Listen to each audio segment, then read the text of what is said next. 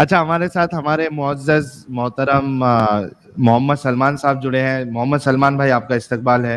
السلام علیکم, خیریت سے ہیں آپ لوگ؟ آلریڈی مجھے لگ رہا ہے 12:34 ہو گئے ہیں.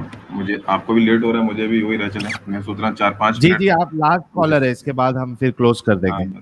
تو خیر بنا وقت لیے مطالعہ پہ بولتا ہوں.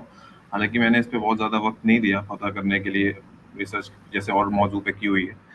لیکن ہاں, اس سے پہلے بھی میں نے یہی سنا تھا, جو عام مانا جاتا ہے کہ جو اہل السنہ ہیں وہ یہ قائل ہیں کہ کچھ احادیث کی روشنی میں کہ متع ایک کچھ وقت کے لیے حلال کیا گیا تھا, پھر اس کو حرام کر دیا گیا نبی کے تھرو. اہل تشیع مانتے ہیں کہ جو ہے یہ جائز ہے. ابن عباس رضی اللہ تعالیٰ کو قول ہے, ان کے قول کے مطابق وہ اس کو کنٹینیو مانتے ہیں. اہل سنہ میں بھی کچھ لوگ ہیں شاید جو اب آ گئے, تو وہ بھی اس کو ابھی بھی جائز مانتے ہیں.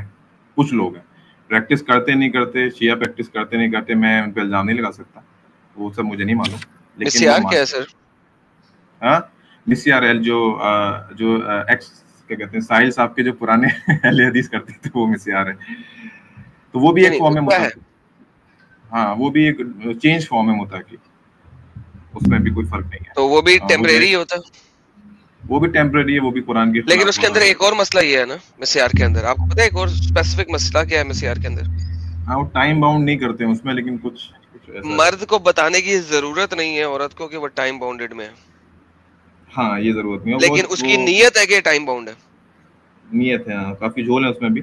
تو وہ بھی یہ تو بڑا مسئلہ ہو گیا. اور بھی آپ نے ایک عورت کو دھوکہ دے دیا شادی کا, مسئلہ کیا ہے؟ وہ پوری کا پورا نکاح ہی غلط ہے. مسئلہ کیا ہے؟ غلط ہے. بہترین, لیکن سر وہ چلتا ہے نا اپنا چلتا ہے. اسکالرس نے, اہل حدیث اسکالرس نے اس کو شیئر دے رکھی ہے, جائز قرار دیا نا, بالکل جائز قرار دیا ہوا ہے انہوں نے, اور شرم نہیں آتی ان کو. اور زبیر علی زئی تھے ایک پاکستان کے, انجینئر علی مرزا کے جو ٹیچر تھے, انہوں نے ہمت کی تھی, بڑی گالیاں پڑی تھیں ان کو, انہوں نے اس خلاف لکھا تھا اس کے, لیکن بڑی کرٹیسزم کا سامنا کرنا پڑا ان کو. لیکن ان جنرل اہل حدیث اس کو غلط نہیں سمجھتے اسکالرس. تو بیسیکلی سنی فقہ کے اندر بھی یہ والی 2 نمبر لیگلائز پروسٹیوشن ہے, لیکن اس کے اندر کچھ شرط و ضوابط ہیں.